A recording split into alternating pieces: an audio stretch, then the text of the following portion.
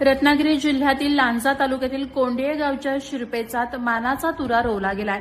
रत्नागिरी जिल्हा परिषदेच्या प्राथमिक शिक्षण विभागाच्या वतीनं डेरवण येथे आयोजित करण्यात आलेल्या जिल्हास्तरीय हिवाळी क्रीडा स्पर्धेत कोंडे शाळा नंबर 1च्या खो खो लहान गट मुलांच्या संघानं ऐतिहासिक कामगिरी करत जिल्हास्तरीय चॅम्पियनशिपचे विजेतेपद पटकावले आहे। या दैदिप्यमान यशानंतर गुरुवारी रात्री संपूर्ण कोंडिये गावात विजयाचा जंगी जल्लोष पाहायला मिळाला। कडाक्याच्या थंडीची मुळीच पर्वा न करता आपल्या गावातील या चिमुकल्या ताऱ्यांचे स्वागत करण्यासाठी अबालवृद्ध, महिला आणि तरुण शेकडोंच्या संख्येनं गावच्या सीमेवर एकत्र जमले होते। या विजयाचा आनंद इतका मोठा होता की विजयी खेळाडूंची चक्क जेसीबीमध्ये बसवून अतिशय भव्य अशी मिरवणूक काढण्यात आली।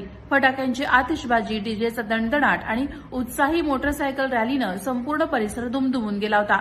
जिल्हा चॅम्पियन ठरलेल्या या संघात कर्णधार प्रेम प्रदीप चंदूरकर याच्यासह पार्थ देवेंद्र झिमण, अर्णव रामचंद्र माईल, अर्णव प्रवीण शिंदे, सम्यक संतोष कांबळे, कौशल दिलीप नाटेकर, श्रवण महादेव गुरव आणि वेदांत विकास रामबाडे या खेळाडूंचा समावेश असून या सर्वांनी आपल्या खेळाने शाळेचं आणि गावाचं नाव उज्ज्वल केलंय।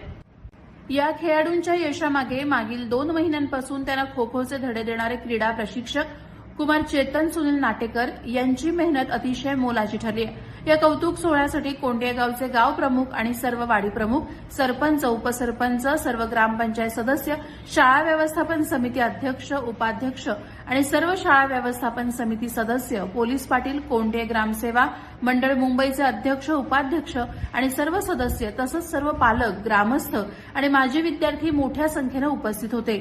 आपल्या गावच्या मुलांनी जिल्हा स्तरावर मिळवलेल्या या अभूतपूर्व यशामुळे सध्या प्रत्येक कोंडिये ग्रामस्थाचा चेहरा आनंदानं ओसंडून वाहत आहे। प्रहार डिजिटलसाठी संतोष कोत्रे, लांजा।